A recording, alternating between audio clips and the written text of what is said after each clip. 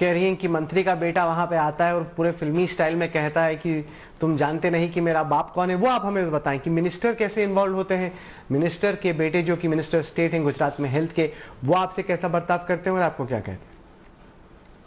देखिए, आप जो वीडियो है उसमें भी क्लियर हो रहा है, अगेन आई रिपीट इट, कि वो जो जिस तरह से वीवीआईपी का अपने आप को समझ रहे हैं, वो उसके लिए कहीं ना कहीं अपना सिस्टम जवाबदार है, कहीं ना कहीं हम लोग पब्लिक जवाबदार है, क्योंकि हम लोग उनको वीवीआईपी की तरह ट्रीट करते हैं। ठीक है, अपने भारत में अगर कोई सरपंच भी बन जाता है तो उसे वीआईपी जैसी फीलिंग लोग बाग उनको दिलाते हैं, सिस्टम दिलाते हैं। बाकी आप फॉरेन कंट्रीज में देखिए, प्रेसिडेंट जो है वो भी नॉर्मल पब्लिक की तरह जी रहे हैं। अब ओबामा साहब के लड़की का एग्जाम्पल देख लीजिए कि भाई वो जब पद पे नहीं होते तो उनकी लड़की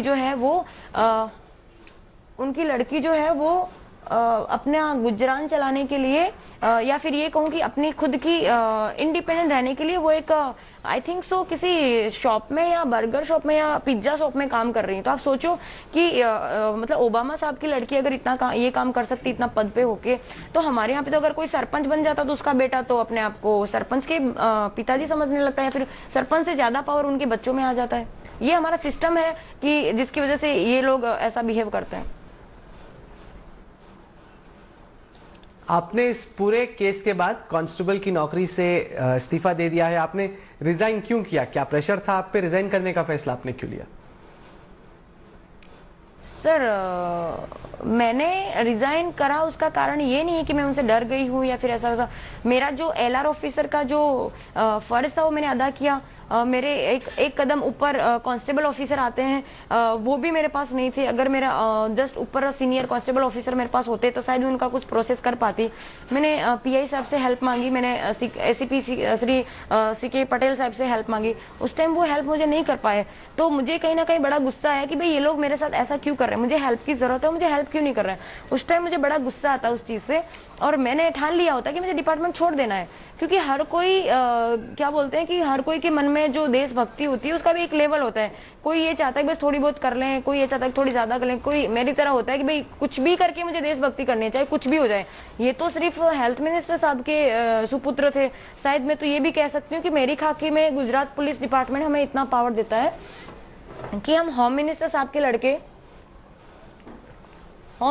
के लड़के को भी हम कार्रवाई रोक सकते हैं, उनको पूछ सकते हैं, उनको भी हम लोग कायदे की कार्रवाई कर सकते हैं।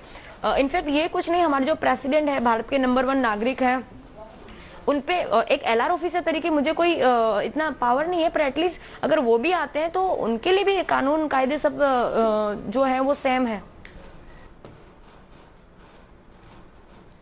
मैं ये पढ़ रहा था कि अब आप आईपीएस की तैयारी करना चाहती हैं, आप पुलिस अफसर बनना चाहती हैं। पहले कांस्टेबल थी, अब आप ऑफिसर बनना चाहती हैं।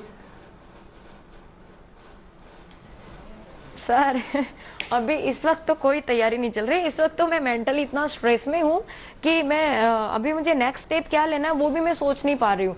तो आईपीएस की जो तैयारी करनी है, मुझे कुछ टाइम के लिए ब्रेक चाहिए, उसके बाद में मैं तैयारी स्टार्ट करूंगी। और ये जो आईपीएस की तैयारी है, ये मेरा गोल पहले से ही था कि मुझे पहले से गोल आर्मी ऑफिसर बनने का था, पर किसी रीजन की वजह से मैं ना बन पाई, तो मुझे आईपीएस बनना था। आईपीएस जब कैसे बनते हैं, क्या होता है, उसकी प्रोसेस जब मुझे पता चली, तब तक ऑलमोस्ट मेरी कॉलेज कंप्लीट होने आई।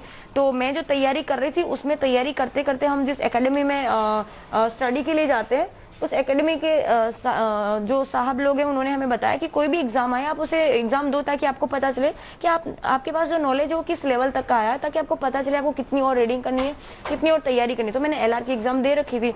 अभी सोशली कोई एक ऐसी मतलब सिचुएशन आती है कि मुझे ना चाहते हुए भी एलआर ऑफिसर की रैंक पे मुझे जाना पड़ रहा होता है, तो मैं एलआर की तरह जाती हूँ। क्योंकि उस टाइम मेरी सोच ऐसी होती है कि भाई जो मैन पावर है वो खाकी में है। मुझे उस टाइम नहीं पता था कि रैंक में पावर है। ये तो जो घटना घटी उसके बाद मुझे पता चला कि जो पावर है वो खाकी में तो है ही, साथ में रैंक में उसमें से ज्यादा है। तो मैं बस एक कदम पीछे ले रही हूँ। मुझे तैयारी करनी है, आईपीएस ऑफिसर बनना है, रैंक लेके आना है, ताकि कोई जो उस टाइम जो घटना घटी थी वो यूं चुटकियों में सोल्व हो जाती।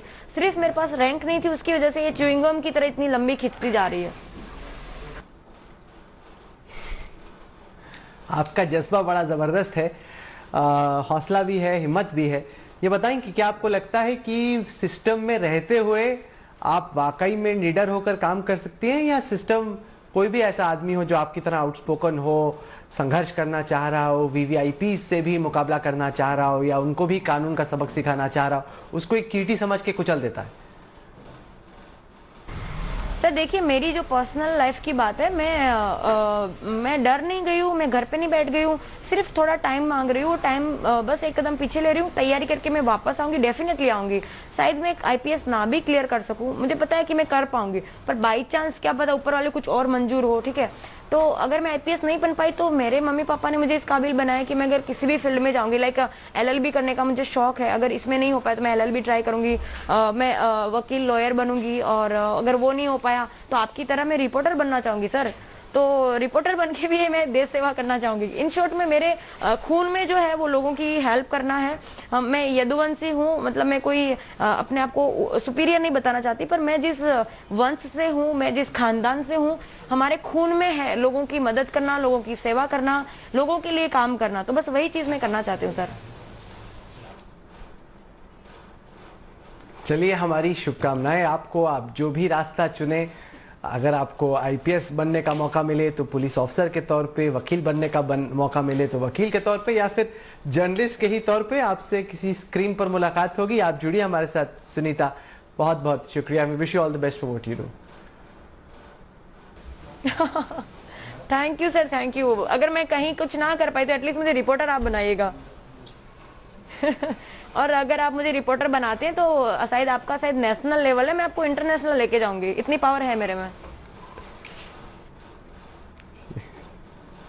You know, it's quite amazing to see the courage and the audacity of this young girl. She says, "आपका national level channel है, मैं इसको international बना दूंगी." But it's also important that she tried to uphold the law. It's unfortunate that she had to pay the consequences of having done so.